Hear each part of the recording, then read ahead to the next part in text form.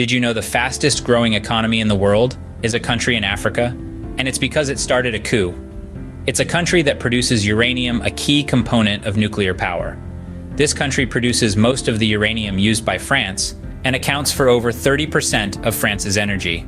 In this video, we take you on a journey to Niger, where a coup led to an economic turnaround. Before we continue, please do not hesitate to subscribe and to click the bell icon to be notified whenever we publish exclusive content on African his, her, and our stories. In the grand theater of global politics, few events are as dramatic as unexpected as a coup d'etat, a sudden, often violent seizure of governmental control by a faction within the country's political establishment. Ordinarily, a coup signals a period of instability, uncertainty, and often economic decline. But sometimes the script gets flipped, and the unexpected happens. Such is the tale of Niger, a landlocked West African nation, once known more for its arid landscape than its economic prowess. Prior to the coup, Niger's economy was essentially a one-act play: uranium. This radioactive metal, buried deep in Niger's sands, was the country's lifeline, its main source of foreign revenue. Yet the benefits of this wealth largely bypassed the Nigerian people, funneled instead into foreign pockets.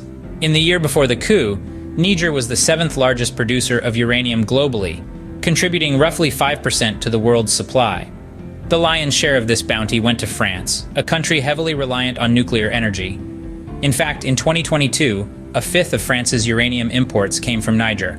This created an economic dynamic that was less partnership and more monopoly, with Niger's uranium sector almost entirely in the hands of foreign players.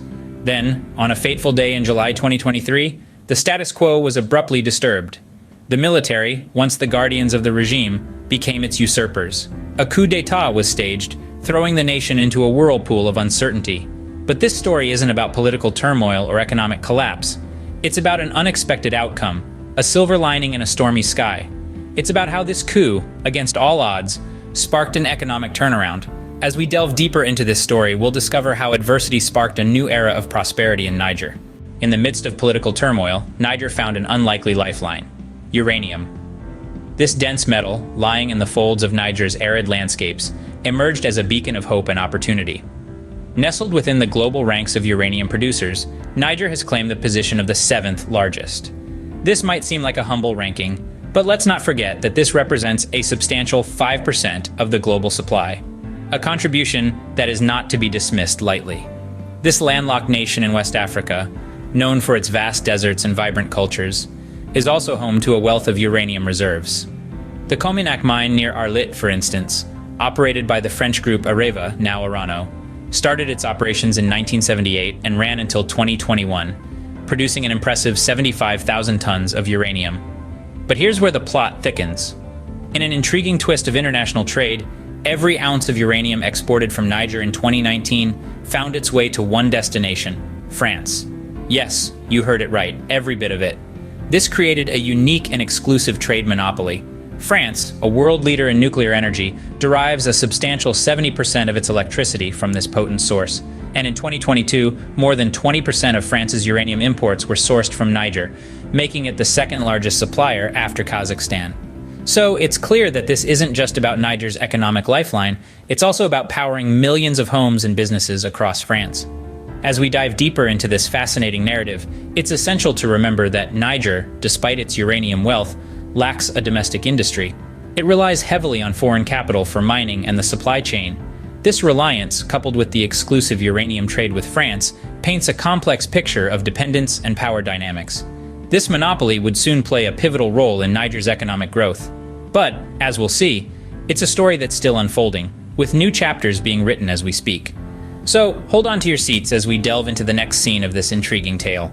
France and Niger relations are based on a long shared history and the more than 60-year rule of Niger by the French colonial empire, beginning with the French conquest in 1898. Niger obtained independence from France in 1960, and a history of French-influenced culture and French language have been a point of commonality in the creation of a distinctive Nigerian culture from the diverse pre-colonial nationalities which make up modern Niger.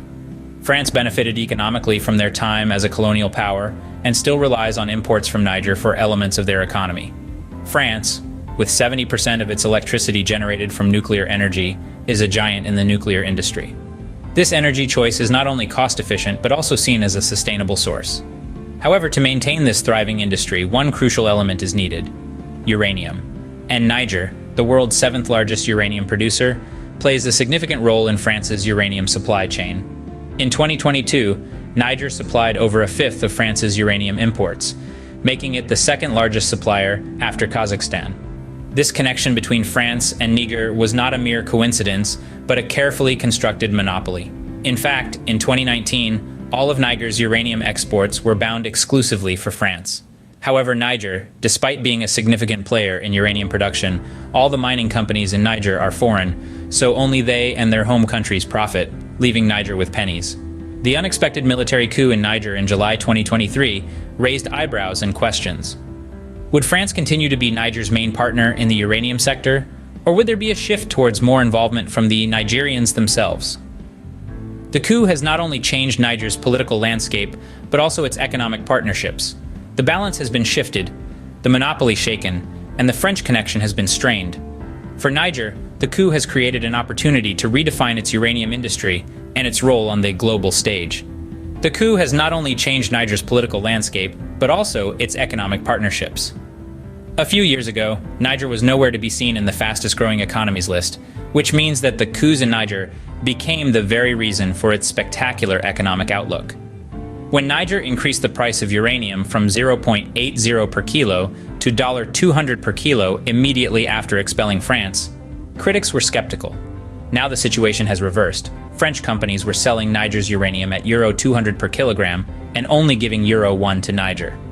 Niger was accepting this because of long-term agreements and the fact that its former leaders only cared about their interests. But now, Niger increased the price of uranium, making it equal to the international market price. So, if anyone wants to buy uranium, it has to pay €200 per kilogram as it pays to France. This has marked a future of uncertainty as it concerns Niger's relationship with France. Due to the coup, Niger has become the first country to show how things should be done, and the potential African countries have to become self-reliant and to stop depending on foreign aid. It is now understand why France and the West were so anxious about Niger that they tried everything they could to reverse the coup, because they knew if the military junta became strong and made radical changes, it would mean an end to French exploitation. Fast forward a few months after the coup and the expulsion of France, Niger is set to be the fourth fastest growing economy globally by 2024 and the fastest growing in Africa. This growth is due to radical changes being made, including renegotiating agreements with foreign companies and increasing government stakes in mines. Nationalizing natural resources in Niger will ensure that the benefits and profits arising from their exploitation directly contribute to the prosperity of Niger, instead of primarily enriching foreign companies.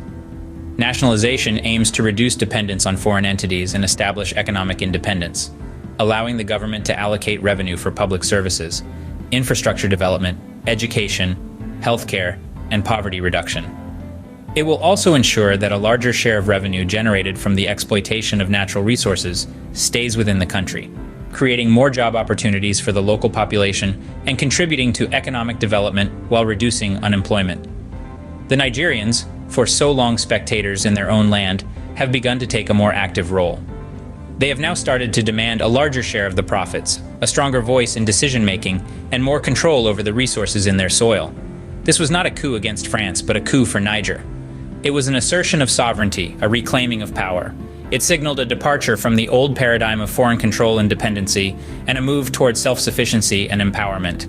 The coup had set in motion a chain of events that would forever alter the course of Niger's history. It had sparked a shift in power that was not just political, but economic. It marked the end of an era of French dominance and the dawn of a new age of Nigerian agency.